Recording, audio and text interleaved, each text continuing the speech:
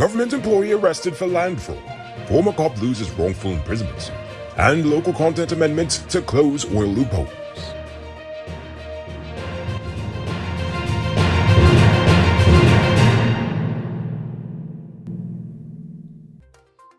I am Rico Bulford, and this is Uncut News. Do you see news happening? Send us a tip on WhatsApp at 592-659-6151. The Housing Ministry is facing an increasing number of fraudulent land sales, with at least one employee implicated in deceitful transactions for the year thus far. To counter this issue, a former senior police officer has been employed by the ministry to investigate questionable land sales and other housing transactions. The Housing Minister has urged applicants to make payments only to the ministry's Central Housing and Planning Authority or at any of the body's official regional offices, and to report questionable transactions to the police. So if a deal sounds like it's too good to be true, it probably is. The Inter-American Development Bank Group has appointed Lorena Solorzano Salazar as its representative in Guyana, effective April 1st. Solorzano Salazar holds a master's degree in business administration and has been with the IDB since 2009.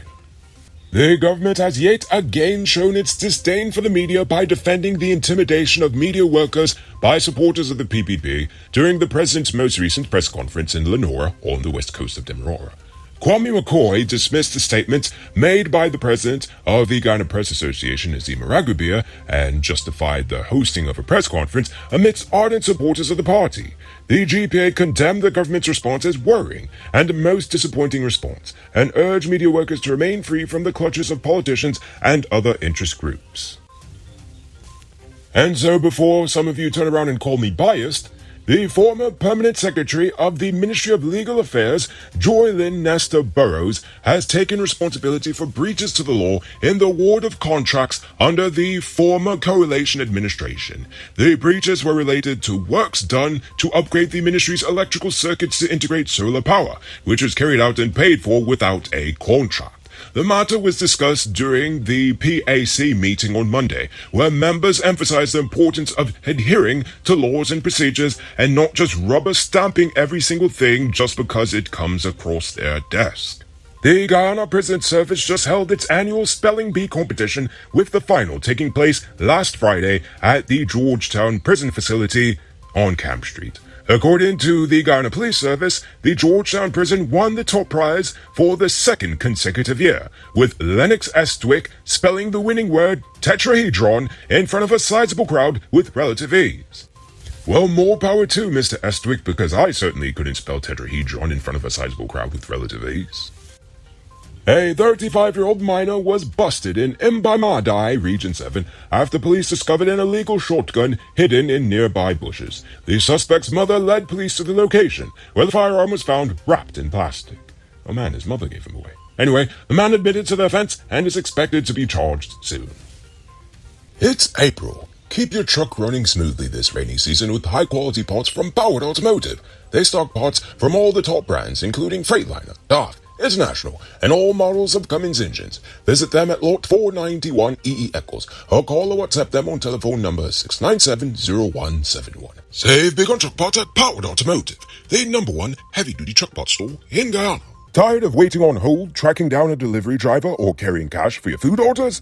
GT Eat is here to make your life easier. Guyana's first cashless food ordering and delivery app. Choose from Georgetown's top restaurants, pay securely with your card, and get your food delivered right to your doorstep. With the convenience of being able to order from your phone and the added feature of tracking your order, GT Eats is the ultimate solution for all your food needs. Download the app on Apple and Android stores and start ordering the easy way today. Former Police Sergeant Colin Bailey's bid to secure $100 million from the Director of Public Prosecutions for what he deemed unlawful and malicious imprisonment has been dismissed by the High Court. Bailey was charged with murder in 2013, but was freed in October 2021 after the state failed to present witnesses to pin him to the crime of murdering his wife. Bailey had filed a lawsuit against the Attorney General and the DPP's office, but the court dismissed his application, stating that the issues raised in his lawsuit were already determined in his earlier action to seek bail whilst incarcerated. The National Science, Technology, Engineering, Arts and Mathematics Fair has returned after 5 years, with 177 projects being presented for judging by schools from across the 11 educational districts. The fair is being held at the Cyril Potter College of Education, Turkine, under the theme Transforming Education Through Innovation and STEAM. Minister of Education Priya Manik-Chan declared it open and spoke about the challenges and opportunities presented by the pandemic, as well as the ministry's efforts to improve access to education and ensure high-quality education for all students. Now for today's oil update.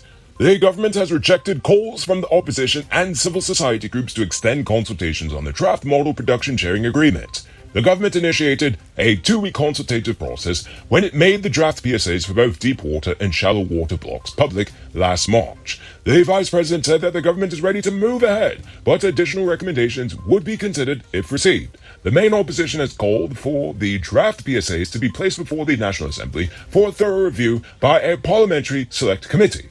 And in other news, the vice president has denied that the government was hiding the 2021 IHS Markit audit report, which found over US $200 million in questionable claims by ExxonMobil. The audit report has been with the ministry and the GRA for several years, according to Jagbio. If Exxon cannot justify the expenses, the cost would be disallowed and come out of the cost bank, leading to a greater share of the adjustments made to profit oil, according to the vice president.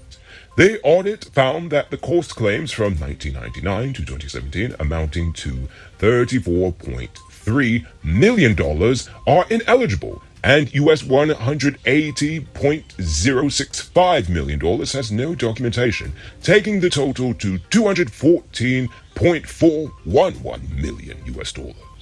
And finally, the local content legislation will be amended to prevent foreign companies from bypassing the law and cheating on ownership, financial, and operational structures. The government plans to review the Local Content Act, which is almost 2 years old, and manned areas such as companies with 51% Guyanese ownership obtaining a loan of assets that would see the certified company probably never declaring a dividend. The government is also looking to improve payment processes for local contractors and ensure that local people with limited access to bank financing get paid faster. Over 500 companies have been certified as local content providers, and locally registered companies have raked in more than $700 million without changing the fiscal terms for the Starbuck block under the current production sharing agreement. Robbery season might be over, but the streets are still mean. That's why you need to get security for your home or business with Sheriff Security. Sheriff Security has well-trained guards, armed and unarmed patrol, marine patrol, canine services. They speed even got drones. Why? Because your security is their highest priority. You've seen the rest. Now hire the best. Hire Sheriff Security Service today. Now for our Uncut News, View's poll question of the day. Every day we pose a question about current events in Ghana, the region, the diaspora, and how you feel it relates to us. Last night I asked, how do you feel about the upcoming ICJ ruling? But before we get to that, I'm proud to announce our latest addition to the Noble Army, Richard Singh, who is supporting us at the reporter level, the highest level of monthly support we've received so far. So thank you, Richard Singh. And also, a special thank you to David Griffith, Dion Nascimento, Project Zero, and Dimitri V. I appreciate you all. And if you're watching at home and you'd like to support our movement, just hit the link in the video description.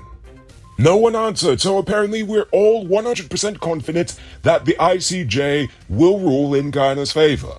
So, now for tonight's question. How do you feel about the government's treatment of the media?